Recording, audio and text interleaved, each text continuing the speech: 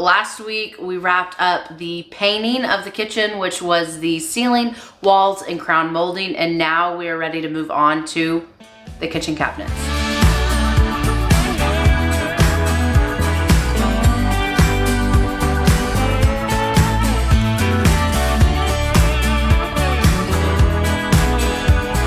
All right, so one of the things that we did when we started painting the walls was go ahead and take off the crown molding around the cabinets because we're switching that out. And then we've got an issue on this back wall. Why don't we just show you guys? So if you take a look here at this side of the cabinet, we're sitting at about 11 3/4 from the ceiling to the top. If you go to this side, which is 7 or 8 foot span, we're sitting at about almost 12 3/4. So there's almost a 1 inch difference from that end to the other end. And so we're gonna try to even that out and throw a level on it and get it straightened out. So the other thing we're gonna do is we're gonna take this microwave and we're gonna raise it up to be flush with the bottom of these cabinets. You kind of lose this space on the countertops here. And basically the way we're gonna do this is we're gonna end up probably just pulling this cabinet off. And then once we get this cabinet pulled off, then we'll probably just build a new one that's shorter that allows us to bring this microwave up to a little bit better height. If that doesn't work out, if I don't like it, if it doesn't look good, we're gonna nix it and go to plan B, which was originally plan A, so.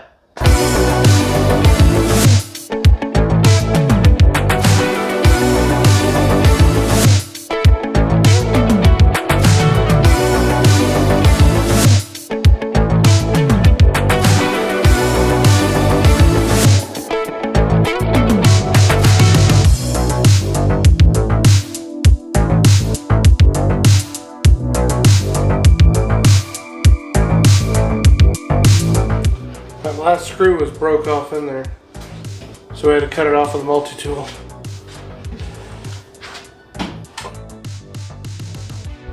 So as you can see here, we are not level, and that little bit of difference equates to about 1 inch or so over 6 or 8 feet. So we're going to take a little bit of time and get that remedied right now.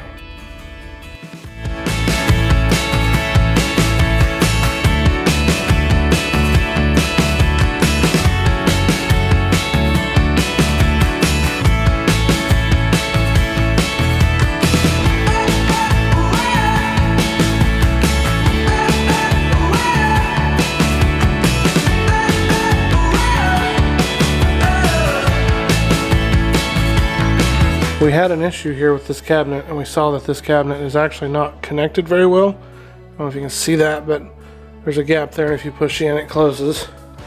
So I looked at underneath and where it's shot in, or where it's screwed in. It basically only has one screw on this side over here, top and bottom. So I thought, let's put another screw in on this side over here and just angle it toward the stud by the window. Luckily, Jessica had a picture of this when she ripped this out, and that picture showed that there is a pipe that runs right there. So that's why they didn't put another screw in it on that side. So take pictures of everything.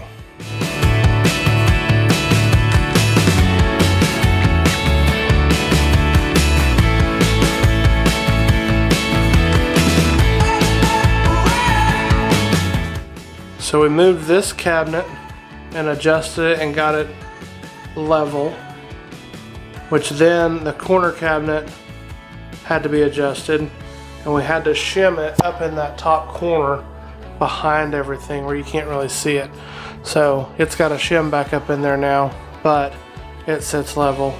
So it's kind of like when you adjust one, you kind of have to start moving everything. The other thing is our countertops are not exactly perfect. Compared to the countertops, there's a slight discrepancy, but as hard as it is to believe, framers and builders don't always get everything perfectly square. This is the cabinet that originally was above the microwave. It actually sits down too low, so our original plan was to go ahead and just shorten this cabinet and lift the microwave up. But Your original plan.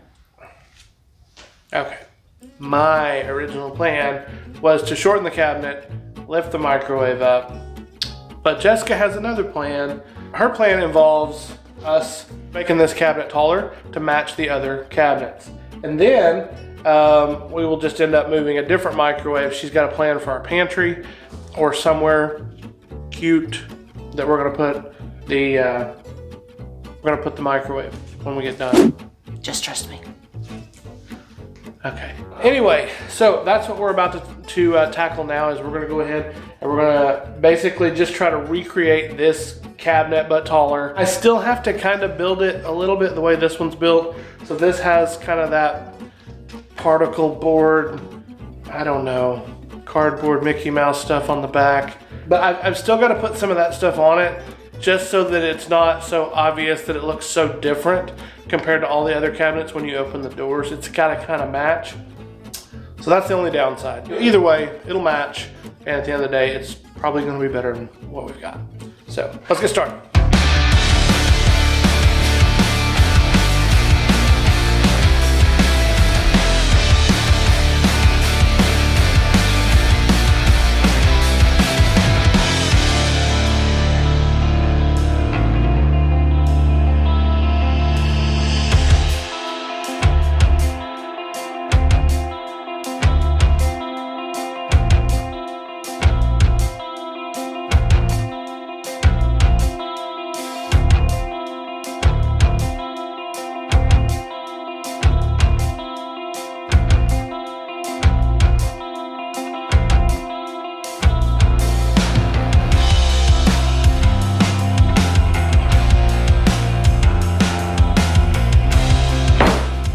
So all of the pieces are now cut and ready to assemble the carcass. We've also went ahead and we've milled up the face frame pieces. So now we're basically just going to start the assembly process. And these little clamping squares are going to be a big help when we do that.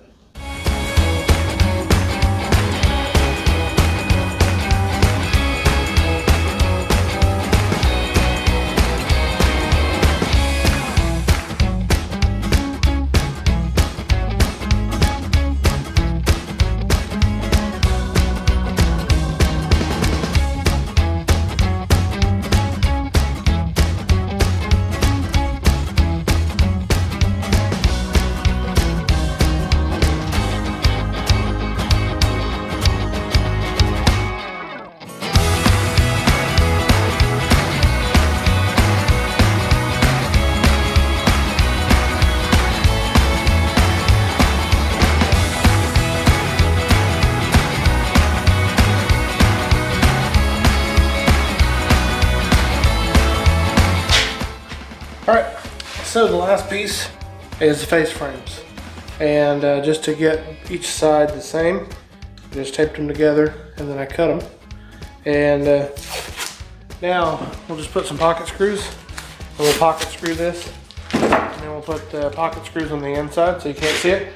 And we'll be ready to mount this up, take the cabinet in and give it a shot.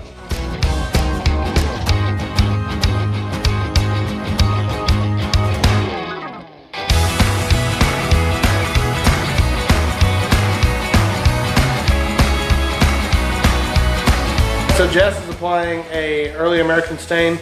She took a piece of the Baltic birch that we've got and made some stain samples to try to match up the existing cabinet. We're hoping with the shadows inside the cabinet it'll help to kind of hide the fact that it's a little bit different, but honestly, ours is gonna look better.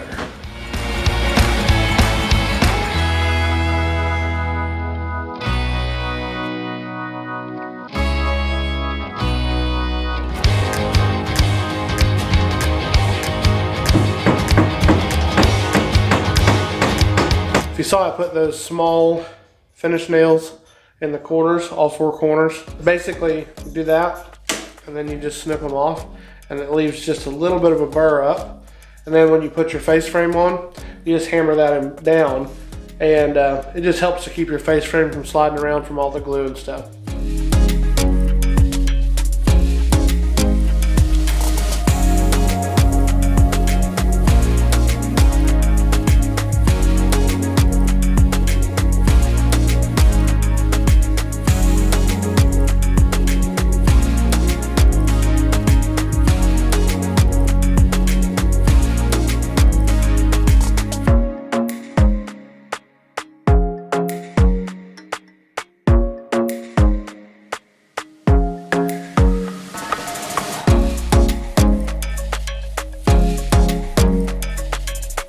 Finally got these cabinets behind me leveled out, as well as building this cabinet behind me. As you can tell, I did get my way. So now I will start the painting process.